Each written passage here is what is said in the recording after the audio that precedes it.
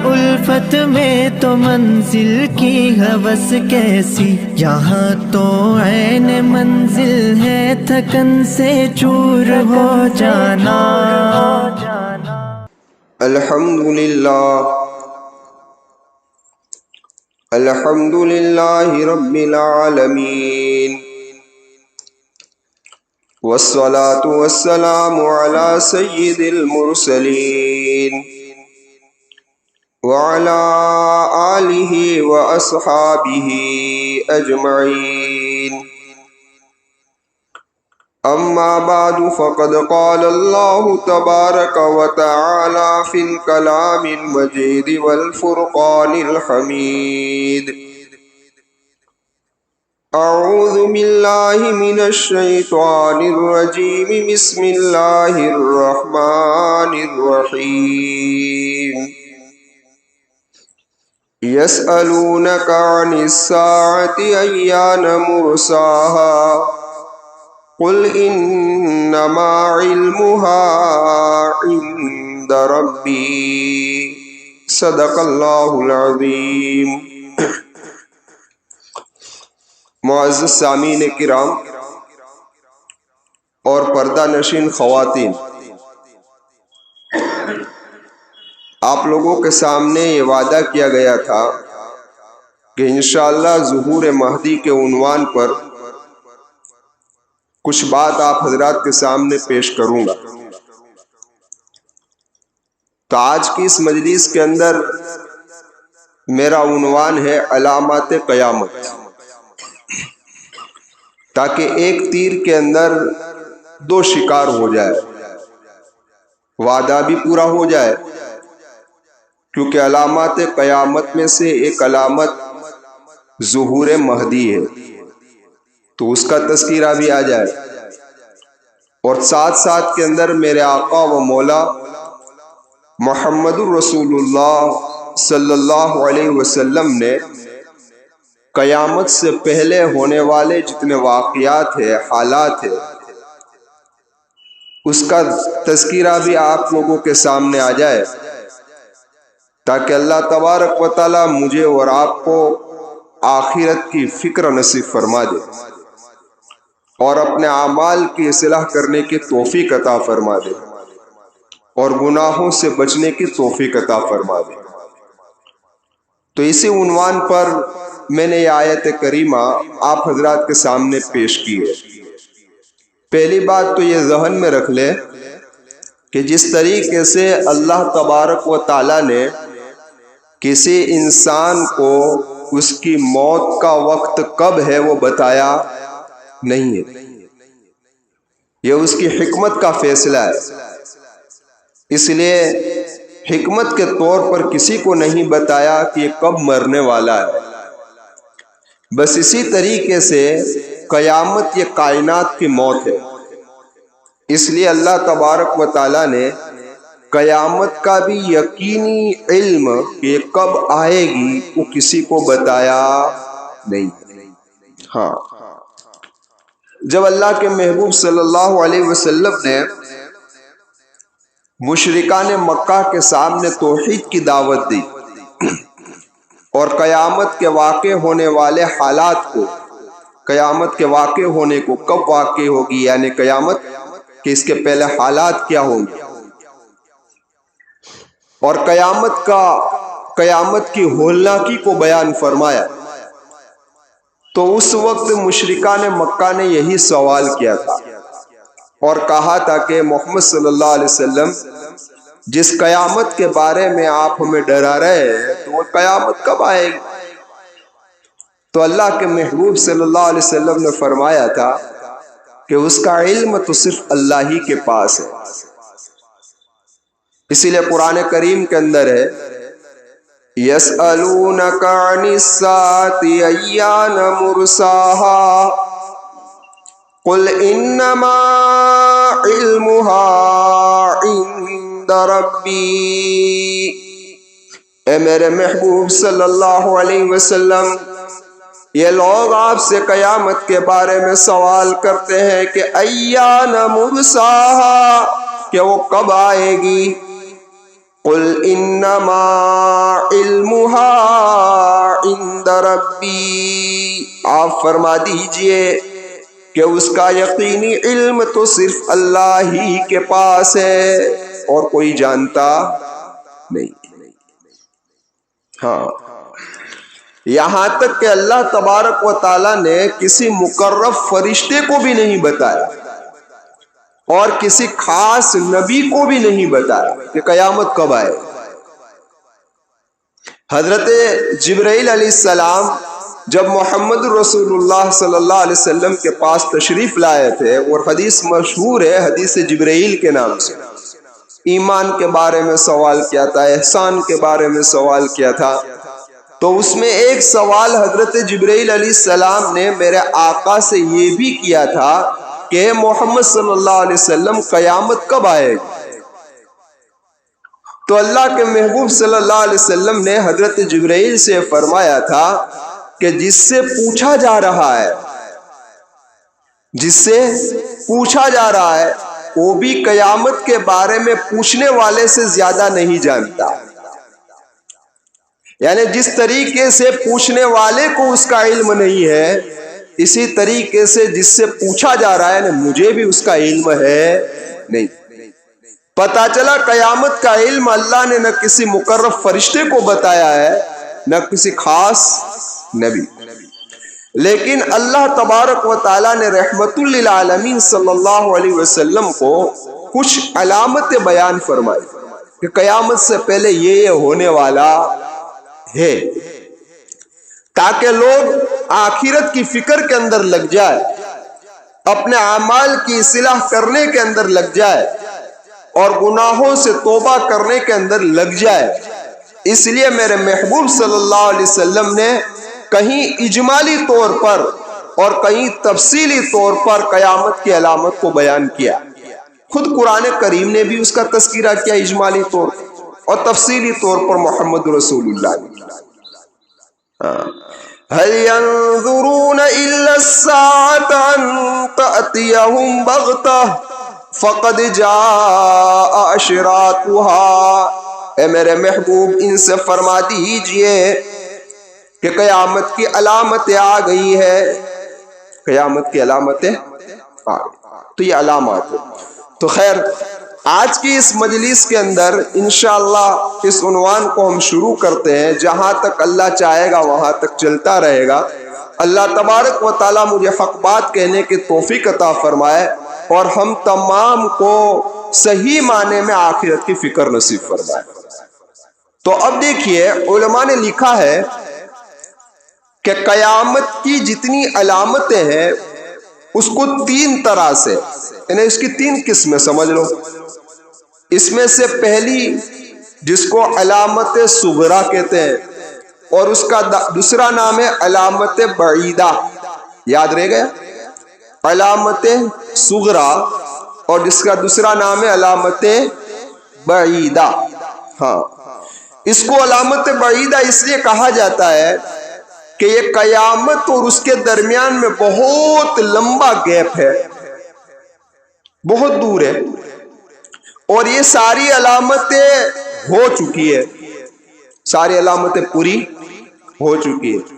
علماء نے یہ 8 یا 9 علامتیں بیان کی۔ کتنی؟ 8 یا 9 علامت صغرا۔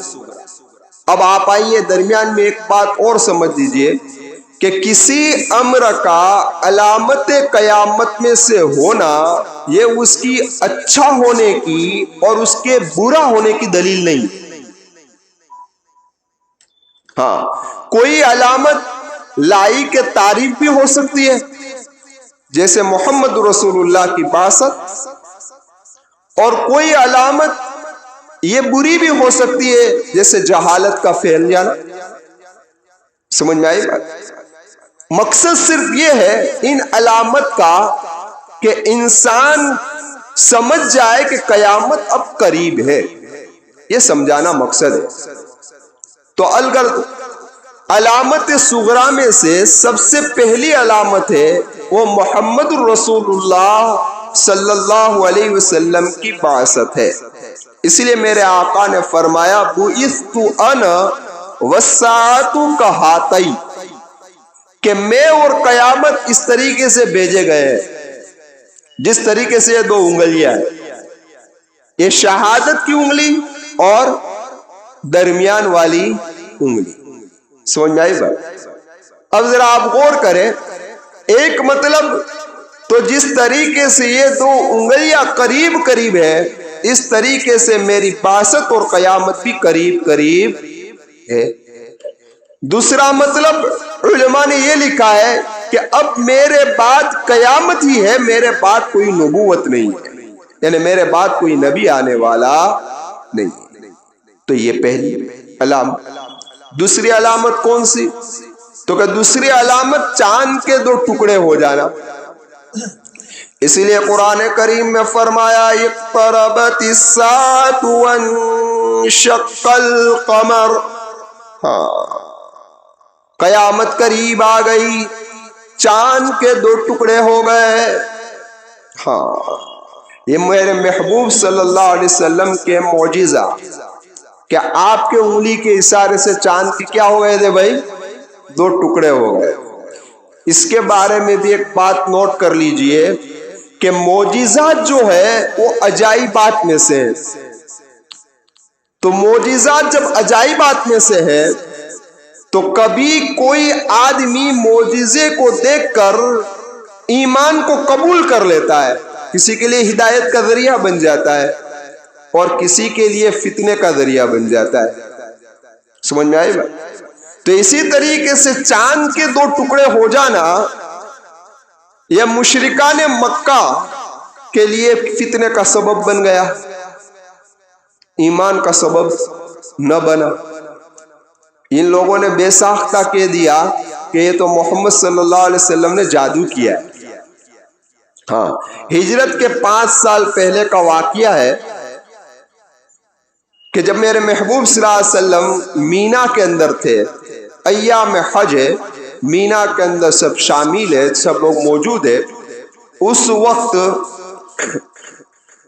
ولید بن مغیرہ، ابو جہل، عاص بن ہشام، اسی طریقے سے عاص بن ولید، اسود بن عبد یغوث، اسود بن مطلب، زمعہ بن اسود اور نضر بن حارث، یہ سارے کے سارے مشرکان مکہ کے بڑے بڑے سردار، یہ لوگ آئے مینا کے اندر۔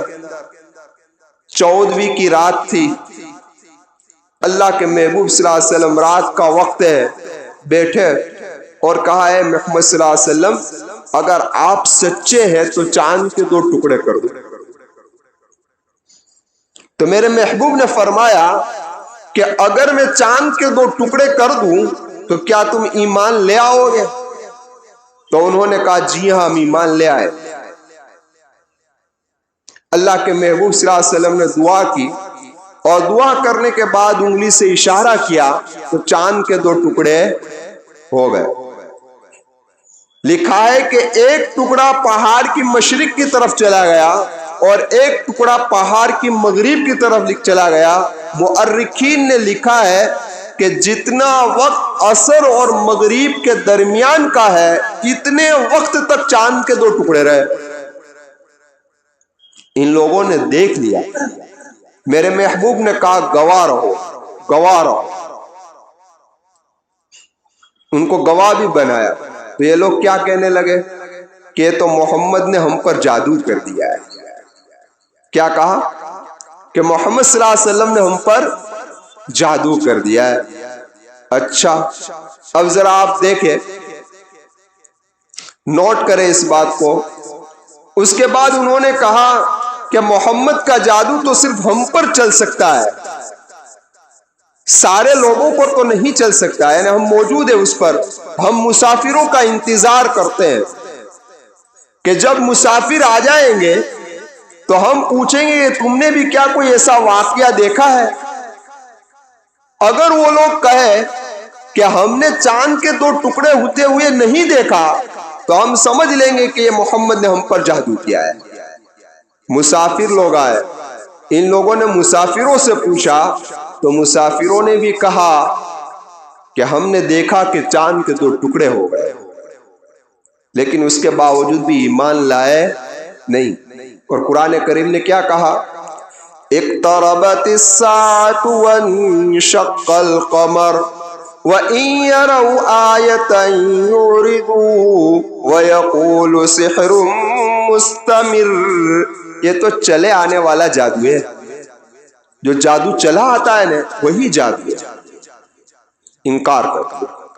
تو کہنے کا مقصد ان کے مطالبہ پر محمد رسول اللہ صلی اللہ علیہ وسلم نے چاند کے 2 ٹکڑے کیے، لیکن ان کی تقدیر کے اندر ایمان لکھا نہیں۔ اب درمیان میں ایک بات اور سمجھ لیجئے، وہ یہ ہے کہ بعض لوگ کہتے ہیں کہ ایسا ہو ہی نہیں سکتا، جو دشمن اسلام ہے کہ چاند کے 2 ٹکڑے ہو جاوے، یہ بالکل محال بات ہے، ناممکن بات ہے۔ ہم ان کو یہ کہتے ہیں کہ چاند کے ٹکڑے کس نے کیے؟ تم نے کیے؟ کرنے والی ذات کون ہے؟ اللہ ہے۔ تو جو اللہ سورج کو پیدا کر سکتا ہے، جو اللہ چاند کو پیدا کر سکتا ہے، کیا وہ اللہ اس بات پر قادر نہیں کہ چاند کے 2 ٹکڑے کر کے جوڑ دے؟ ہاں، ان مشرکان مکہ نے دیکھا کہ چاند کے 2 ٹکڑے ہو گئے اور اس کے بعد جڑ بھی گئے، تو اللہ اس بات پر قادر ہے، جوڑ بھی سکتا ہے۔ ایک بات۔ دوسرا سوال ان کا یہ ہے کہ کسی تاریخ کے اندر یہ واقعہ نہیں ملتا۔ ہم یہ کہتے ہیں کہ ہر واقعے کا تاریخ میں ہونا ضروری ہے۔ بہت سارے ایسے واقعات ہیں کہ جو تاریخ کے اندر نہیں ملتے، لیکن ہے۔ اور دوسری بات کہ یہ واقعہ کب پیش آیا تھا؟ ہاں بھائی، رات کو پیش آیا تھا، اور رات کو اچانک پیش آیا تھا نا، رات کو اچانک پیش آیا تھا۔ آپ ذرا غور کریں کہ رات کو سارے لوگ جاگتے ہی ہیں، بہت سارے لوگ سو جاتے ہیں، اور جو لوگ جاگتے ہیں کیا ان کی نگاہیں آسمان ہی پر ہوتی ہے؟ ضروری ہے کہ سب آسمان پر دیکھتے ہو؟ یہ تو ہو نہیں سکتا۔ تیسری بات یہ ہے کہ اگر عرب کے اندر رات تھی تو کیا پوری دنیا میں رات تھی؟ کہیں تو دن بھی ہوگا نا۔ ارے عقل والو ذرا سوچو تو صحیح کہ یہ تو مشرکان مکہ کے مطالبہ پر محمد الرسول اللہ نے حجت قائم کرنے کے لیے اللہ سے دعا فرمائی اور انگلی کی طرف انگلی سے اشارہ کیا تو اللہ نے چاند کے 2 ٹکڑے کر دیا۔ یہ صرف ان پر حجت قائم کرنے کے لیے تھا، نہ کہ پورے عالم کو دکھانے کے لیے۔ اگر پوری دنیا کو دکھانا مقصد ہوتا تو پہلے سے اعلان ہوتا کہ فلاں رات کو فلاں تاریخ کو اتنے بجے چاند کے 2 ٹکڑے ہوں گے، تو ساری دنیا دیکھ لے۔ لیکن یہ مقصد تھا نہیں۔ اور رہی بات کہ کہیں تاریخ کے اندر اس کا تذکرہ نہیں، تو آئیے محمد بن قاسم یا محمد قاسم رحمت اللہ علیہ، جو بڑے مؤرخ گزرے ہیں، جن کی کتاب ہے تاریخ فرشتہ، اس کے اندر یہ واقعہ لکھا ہے کہ مالابار کا بادشاہ جو تھا اس نے چاند کے 2 ٹکڑے ہوتے ہوئے دیکھے تھے۔ یہ تاریخ میں لکھا ہے۔ ہاں، وہ اس رات اس کے محل کے اندر کوئی تقریب تھی، یعنی فنکشن تھا، تو جاگ رہے تھے لوگ، اس کی رانیاں بھی جاگ رہی تھی، تو ان رانیوں نے بھی دیکھا اور اس بادشاہ نے بھی دیکھا۔ اس بادشاہ نے اس تاریخ کو نوٹ کر دیا، اور میرے محبوب صلی اللہ علیہ وسلم کے ایک صحابی جب تجارت کی غرض سے مالابار گئے، جن کا نام حبیب بن مالک رضی اللہ تعالیٰ عنہ ہے، تو اس وقت مالابار کے بادشاہ نے حبیب رضی اللہ تعالیٰ عنہ سے پوچھا تھا کہ میں نے فلاں تاریخ کو آسمان پر اس طریقے سے نظارہ دیکھا ہے، تو کہا حضرت حبیب رضی اللہ تعالیٰ عنہ نے کہ یہ تو 10 صحابہ سے منقول ہے اور مشہور واقعہ ہے کہ جب مشرکان مکہ نے مطالبہ کیا تو اللہ کے محبوب صلی اللہ علیہ وسلم نے انگلی سے اشارہ کیا تو چاند کے 2 ٹکڑے ہو گئے۔ یہ راجہ اسی وقت ایمان کے اندر داخل ہو گیا اور اس کی رانیاں بھی داخل۔ اب یہ کہتے ہیں کہ کہیں تاریخ میں موجود نہیں ہے تو یہ غلط ہے۔ اب جب یہ تذکرہ چلا ہے تو ضمناً دو بات اور سمجھ لیجئے، رد شمس اور حبس شمس کا واقعہ یہ بھی معجزات میں سے ہوا۔ کیا تھا؟ ہوا یہ تھا، حضرت اسماء بنت عمیس رضی اللہ تعالی عنہ فرماتی ہے کہ اللہ کے محبوب صلی اللہ علیہ وسلم طائف میں تھے، یا کسی خیبر کے موقع پر یا کسی موقع کا واقعہ ہے، ایک مقام پر تھے اور حضرت جبرائیل حضرت علی رضی اللہ تعالیٰ عنہ کے ران پر اللہ کے محبوب صلی اللہ علیہ وسلم کا سر تھا، اور حضرت علی رضی اللہ تعالیٰ عنہ کی عصر کی نماز باقی تھی، اور وحی کا نزول شروع ہوا یہاں تک کہ سورج غروب ہو گیا۔ جب اللہ کے محبوب صلی اللہ علیہ وسلم نے حضرت علی سے پوچھا، اے علی کیا تو نے عصر کی نماز پڑھ لی؟ تو حضرت علی رضی اللہ تعالیٰ عنہ نے فرمایا، اے محمد صلی اللہ علیہ وسلم میرے عصر کی نماز باقی ہے۔ تو اس وقت اللہ کے محبوب صلی اللہ علیہ وسلم نے اللہ سے دعا فرمائی اور کہا، اے اللہ، علی محمد کی اطاعت کے اندر تھا اس لیے اس کی عصر کی نماز باقی رہ گئی ہے، آپ سورج کو واپس لوٹا دیجئے۔ اللہ کے محبوب کی دعا سے سورج واپس لوٹ آیا۔ اسماء بنت عمیس رضی اللہ تعالی عنہ فرماتی ہے، ہم نے دیکھا کہ سورج کی روشنی پہاڑوں پر چمک رہی تھی۔ ہاں، اسی لیے علامہ طحاوی رحمت اللہ علیہ فرماتے کہ روایت صحیح ہے۔ علامہ ابن تیمیہ اور علامہ ابن جوزی نے تو بے اصل بیان کی ہے، لیکن علامہ سیوطی رحمت اللہ علیہ نے مستقل اس حدیث پر ایک رسالہ لکھا، اس کے طرق کو، اس کی اسانید کو جمع کیا ہے اور آخری فیصلہ کیا ہے کہ یہ حدیث صحیح ہے۔ تو میرے کہنے کا مقصد یہ ہے کہ جب اللہ کے محبوب کے اشارے سے سورج غروب ہونے کے بعد واپس لوٹ سکتا ہے تو کیا آپ کے اشارے سے چاند کے دو ٹکڑے نہیں ہو سکتے؟ اسے حبس شمس کا واقعہ، یہ ضرور ضعیف روایت ہے کہ جب میرے محبوب معراج اور اسراء کے سفر سے واپس آئے اور انہی مشرکان مکہ نے جب یہ کہا تھا کہ بیت المقدس کی علامات کو بتائیے، اور اس کے بعد یہ بھی کہا تھا کہ فلاں قافلہ کہاں ہے اور کب مکہ المکرمہ میں آئے گا، تو میرے محبوب نے فرمایا تھا کہ قافلہ ملک شام جو گیا ہے وہ بدھ کے روز مغرب سے پہلے مکہ کے اندر آ جائے گا۔ لیکن جب بدھ کا روز ہو گیا اور مغرب قریب ہونے آئی تو مشرکان مکہ نے شور مچایا کہ محمد تو یہ کہتے تھے کہ یہ قافلہ بدھ کے روز مغرب سے پہلے آ جائے گا، لیکن ابھی آیا نہیں ہے۔ اللہ کے محبوب نے دعا فرمائی، اللہ نے سورج کو اسی جگہ پر روک دیا۔ جب یہ قافلہ مکہ المکرمہ میں آ گیا پھر سورج غروب ہوا۔ تو جب اللہ کے رسول کے اشارے سے اور اللہ کے رسول کی دعا سے اللہ سورج کو واپس لوٹا سکتے ہیں، اللہ سورج کو روک سکتے ہیں، تو اللہ اس بات پر بھی قادر ہے کہ محمد رسول اللہ کے اشارے سے چاند کے دو ٹکڑے بھی کر دے۔ کیا کر دے بھائی؟ چاند کے دو ٹکڑے کر دے۔ اس لیے جب میرے محبوب صلی اللہ علیہ وسلم نے علامات قیامت کا تذکرہ فرمایا، حضرت حذیفہ رضی اللہ تعالیٰ عنہ فرماتے ہیں میرے محبوب نے ایک لمبا خطبہ دیا اور اس خطبے کے اندر قیامت تک ہونے والے واقعات کو، حالات کو، حوادثات کو اور جو کچھ بھی ہونے والا تھا اس کا تذکرہ فرمایا۔ ایک اور روایت میں آپ کو سنا کر بات کو ختم کر دیتا ہوں، جو روایت ہے عمرو بن اخطب رضی اللہ تعالیٰ عنہ سے۔ یہ وہ صحابی رسول ہے جن کی کنیت ابو زید ہے، لیکن 13 غزوات کے اندر محمد رسول اللہ کے ساتھ رہے ہیں، اور ان میں سے بھی اکثر غزوات میں آپ کے ہم رکابی ان کو حاصل ہے، یعنی ایک ہی سواری میں سوار ہے۔ اللہ کے محبوب صلی اللہ علیہ وسلم اور حضرت عمرو بن اخطب رضی اللہ تعالیٰ عنہ ایک ہی سواری پر سوار ہے۔ ایک مرتبہ اللہ کے محبوب صلی اللہ علیہ وسلم نے حضرت عمرو بن اخطب رضی اللہ تعالیٰ عنہ کے سر پر ہاتھ پھیرا اور آپ کے لیے خوبصورتی کی دعا فرمائی، اے اللہ عمرو بن اخطب کو خوبصورتی عطا فرما۔ اللہ تبارک و تعالیٰ نے محمد رسول اللہ کی دعا سے یہ برکتیں دی کہ آپ کی عمر 100 سال کی ہوئی، اور 100 سال کی عمر میں بھی آپ کا چہرہ گلاب کی طرح چمک رہا تھا۔ کس کی طرح چمک رہا تھا؟ 100 سال کی عمر پائی لیکن داڑھی کے چند بال سفید ہوئے تھے، اس کے علاوہ کوئی بال سفید نہیں ہوا تھا۔ یہ محمد رسول اللہ صلی اللہ علیہ وسلم کی دعا کا اثر تھا۔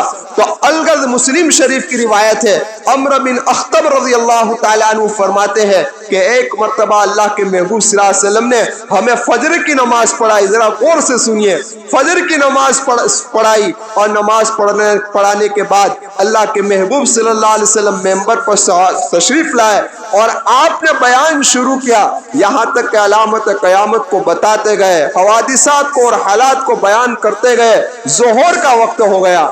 کتنا وقت ہو گیا؟ ظہر کا وقت ہو گیا۔ میرے محبوب ممبر سے نیچے اترے، ہم کو ظہر کی نماز پڑھائی اور اس کے بعد واپس ممبر پر آ گئے اور آپ نے بیان شروع کیا، یہاں تک کہ عصر کا وقت ہو گیا۔ اللہ کے محبوب صلی اللہ علیہ وسلم ممبر سے واپس اترے، آپ نے عصر کی نماز پڑھائی، پھر ممبر پر سوار ہوئے، ممبر پر آ گئے، یہاں تک کہ سورج غروب ہو گیا۔ کب تک بیان چلا؟ فجر کی نماز سے مغرب تک چلا، اور ابھی 5 منٹ زیادہ ہو جائے تو 35 ہو گئی مولانا، 40 ہو گئی، اب تو 45 ہو گئی، اب تو اتنی ہو گئے، آج تو یہ ہو گیا، وہ ہو گیا ہے۔ اللہ کے محبوب صلی اللہ علیہ وسلم نے فجر سے بیان شروع کیا، مغرب پر بیان ختم ہوا، وہاں تک قیامت تک آنے والے جتنے واقعات تھے، حالات تھے، صحابہ کے سامنے پیش کر دیے۔ صحابی رسول فرماتے ہیں جس کا حافظہ قوی تھا، اتنا لمبا بیان ہے، تو جس کا حافظہ قوی تھا وہ جتنا یاد رکھ سکا اتنا یاد۔ تو الگر ان علامات قیامت میں سے علامات صغرا اور علامات صغرا میں سے 2 چیزوں کو میں نے آج کی مجلس میں بیان کیا ہے۔ کون کون سی بھائی؟ ایک اللہ کے محبوب صلی اللہ علیہ وسلم کی بعثت، اور دوسرا چاند کے 2 ٹکڑے ہو جانا۔ سمجھ میں آئی بات؟ دوسری جو علامت جو ہو چکی ہے اس کا تذکرہ انشاءاللہ آئندہ جمعہ کو کروں گا، اور یہ مجلس سے چلتی رہے گی۔ اللہ آپ کی زندگی میں بھی اور میری زندگی میں بھی عافیت، عزت و صحت کے ساتھ برکت عطا فرمائے۔ دیکھیے زندگی کی دعا، دینی کام، تاکہ میں اللہ دین کا کام کرتا رہوں۔ کیا؟ میں اللہ دین کا کام کرتا رہوں، اس لیے میرے عمر میں برکت عطا فرما، یہ دعا کر سکتا ہے آدمی۔ تو ہم بھی دعا کریں اللہ تیرے دین کی خدمت کے لیے ہمیں قبول فرما لے، اور اللہ کی دین کی خدمت ہم کرتے رہے تو اللہ ہماری عمر میں عافیت، عزت و صحت کے ساتھ برکت عطا فرمائے۔ انشاءاللہ آئندہ جمعہ کو آگے بڑھیں گے۔ آمین وآخر دعوانا ان الحمدللہ رب العالمین۔